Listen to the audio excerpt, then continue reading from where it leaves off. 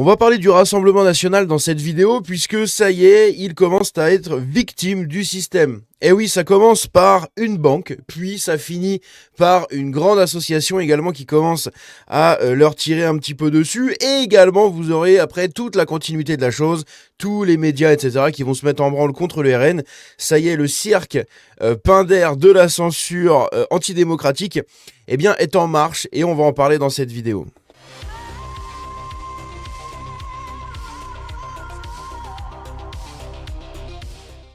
Donc comme je l'ai dit, du coup, la censure du système commence à arriver sur le RN.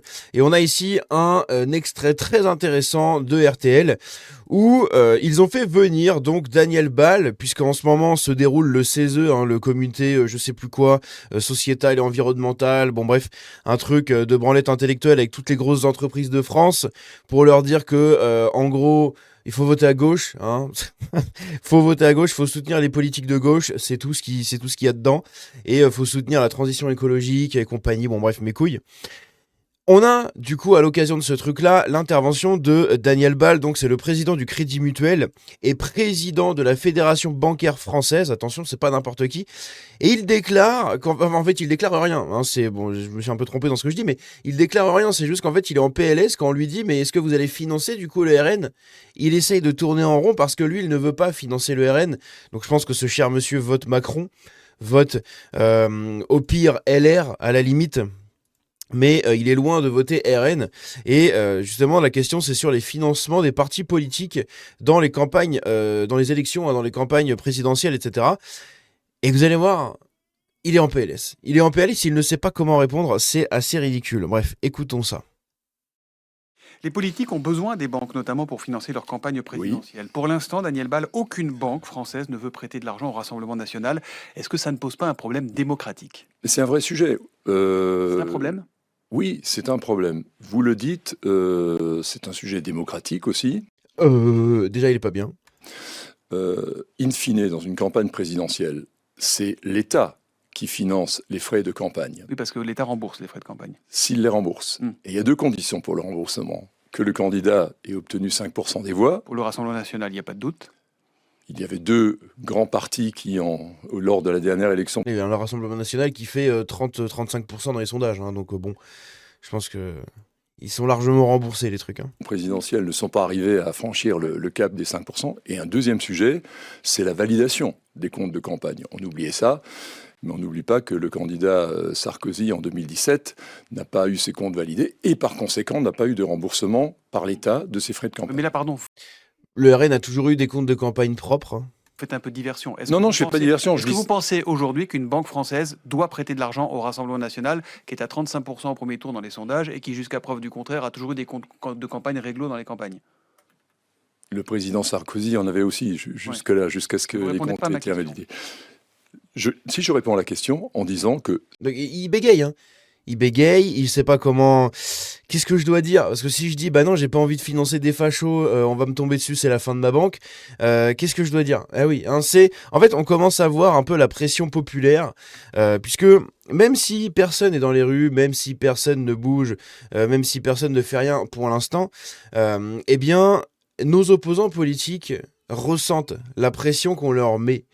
Ils ressentent cette pression puisque vous voyez, ici, il y a un monde où, il y a quelques années, etc., il aurait pu sans problème déclarer « Non, non, mais nous, on veut pas prêter de l'argent à un parti comme ça, etc. » Sauf que maintenant, ce parti est soutenu par la majorité de la population française. Du coup, comment tu fais quand tu dépends de la majorité de la population française, puisque bah, c'est une banque, hein, donc ils dépendent d'énormément de gens en France.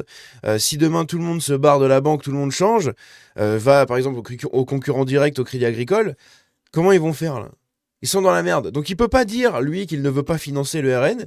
En même temps, il ne veut pas dire qu'il veut financer le RN, parce qu'il est coincé, il est entre les deux, et il ne veut pas dire qu'il est entre les deux, qu'il ne veut pas répondre. Il cherche à donner une réponse pour sauver les apparences, pour sauver ses petites fesses, et on voit qu'il est en train de bégayer, là. Il est en train de bégayer, il sait pas quoi dire. Et c'est beau.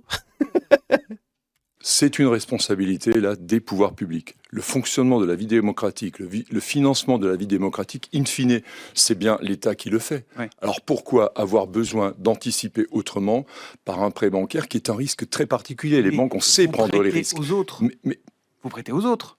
Aujourd'hui, je ne sais pas où on en est. Et puis, je n'ai T'es directeur, enfin t'es président du Crédit Mutuel et président de la Fédération bancaire de la France. Et tu sais pas si ta banque prête des sous à des partis politiques.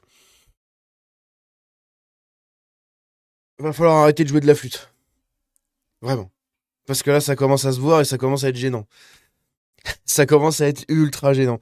Donc évidemment, hein, qu'il doit financer d'autres partis politiques, hein, des gens qui leur ont demandé des prêts ou peu importe. Évidemment, si c'est pas lui, c'est une des succursales du Crédit Mutuel, hein, une des filiales, un d'autres groupes bancaires qui appartient au Crédit Mutuel ou peu importe.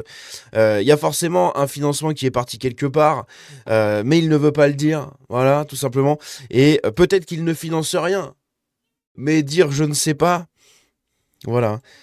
Si tu dis je ne sais pas, c'est qu'il n'y a pas de non. Voilà. Donc c'est est-ce que vous financez d'autres partis? Non.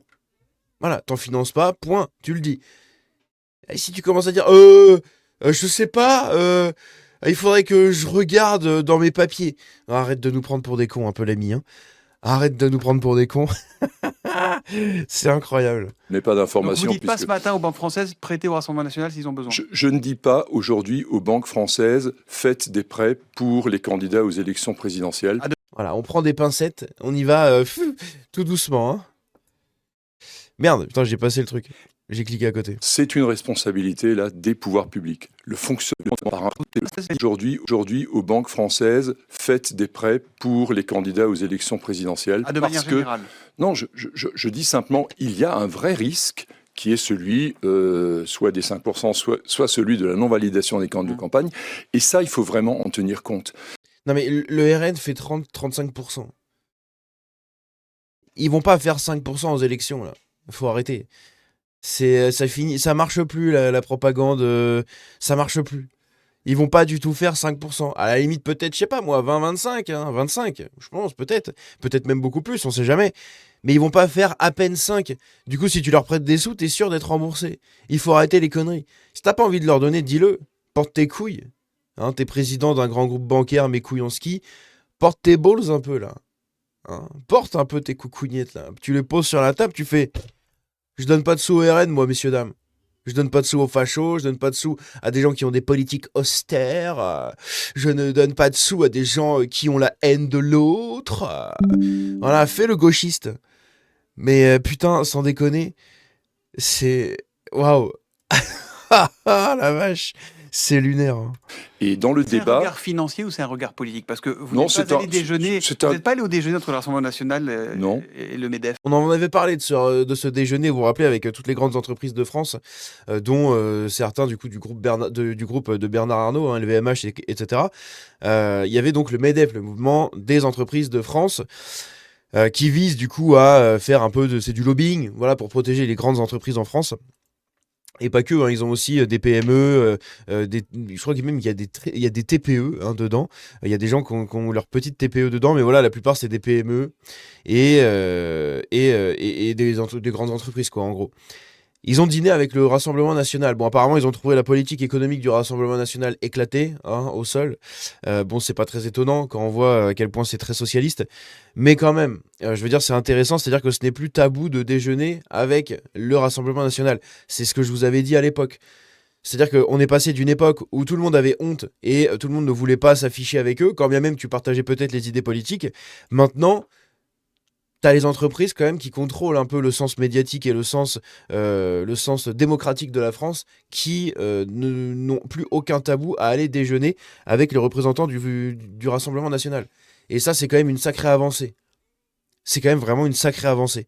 On peut dire ce qu'on veut sur les RN, oui, politique socialiste, je ne sais quoi, etc. Le fait que leur dédiabolisation les a rendus mainstream pour la plupart des grandes entreprises et qu'ils n'ont plus honte de dire bah non mais nous on a dîné avec eux parce que bah ça fait partie des candidats les plus en liste du coup pour remporter l'élection, etc. Enfin, ce n'est plus tabou. Donc lui il peut le dire s'il veut, hein, ne pas donner des sous, peu importe, il peut le dire.